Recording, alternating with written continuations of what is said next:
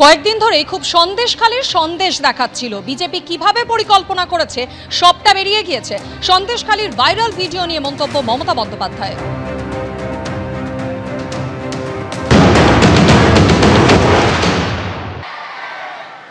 কদিন ধরে খুব সন্দেশখালির সন্দেশ দেখাচ্ছিল, আজ বেরিয়ে গেছে, কলসি ফুটো হয়ে গেছে।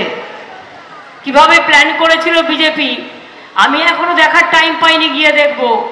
কিন্তু আমি দুজন সাংবাদিকের মুখে শুনলাম পরিকল্পনা করবে, দাঙ্গা করবে, ওদের জুরি কেউ নেই, শয়ে শয়ে লোক মরবে, নদীতে ভাসিয়ে দেবে, একেবারে এদের জুরি কেউ নেই। যা সিপিএম তাহাই বিজেপি, একেবারে ওই সিপিএম এর হারমাত গুলো এখন এসে বিজেপিতে ঢুকেছে। Bhajpa washing machine Bhajpa. CBI থেকে বাঁচতে চাও, ভাজপায় চলে যাও। ইনকাম ট্যাক্স থেকে বাঁচতে চাও, ভাজপায় মাথা গলাও।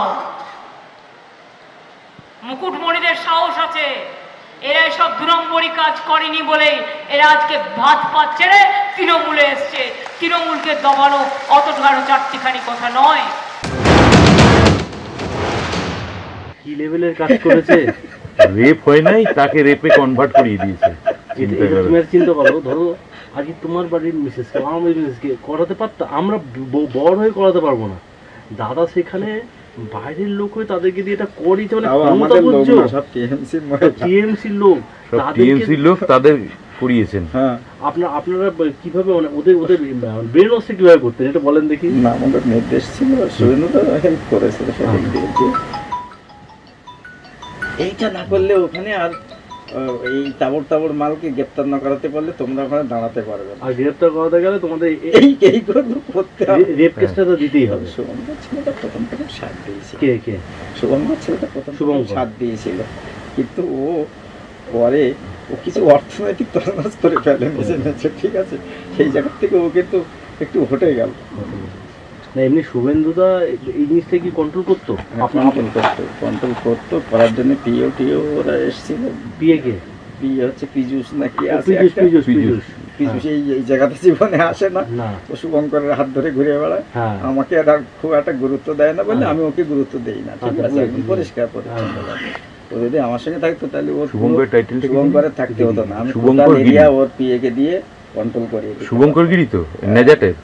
তাহলে শুভঙ্কর গিরি ও তো হচ্ছে আপনাদের বিজেপির সঙ্গে দেখলাম না, ও তো বিজেপি আপনাদের সংগঠন কনভেনার শুভঙ্কর গিরি।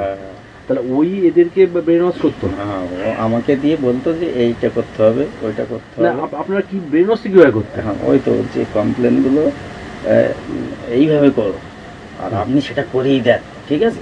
ওরা যেটা বলতো আমি করিয়ে দিই। না, আপনি মেয়েদেরকে একটা মেয়ে যখন লিখতো যে আমাকে রেপ করেছে, মানে যেটা হয়নি তাও সেটা লিখছে, তা সেই ক্ষেত্রে তো ওরা তো প্রথমে তো না বলতো তো আপনাকে। না বলেনি, ওরা যেটা বলেছি সেটা শুনেছি। মোটামুটি যে আপনাদের এই আন্দোলনকে ধরে রাখতে দিলে ওদেরকে গ্রেপ্তার না করা পর্যন্ত কিন্তু আপনাদের এই আন্দোলন সাকসেস হবে না, মানে শিবু শাহজাহান পরবর্তী দিনে এদের গ্রেপ্তার না করলে এখানে আপনাদের টিকতে দেবে না, বুলেটের আঘাতে আপনাদের শেষ করে দেবে। আর তাই করে দিত। আমি বললাম যে ওকে জবানবন্দির জন্য নিয়ে যাওয়া। সর্বপ্রথম জবানবন্দি কি একদম অভিযোগ সব প্রথম রেখাই করেছে, আর তারপর ওকে দেখে বাকি মহিলারা করেছে।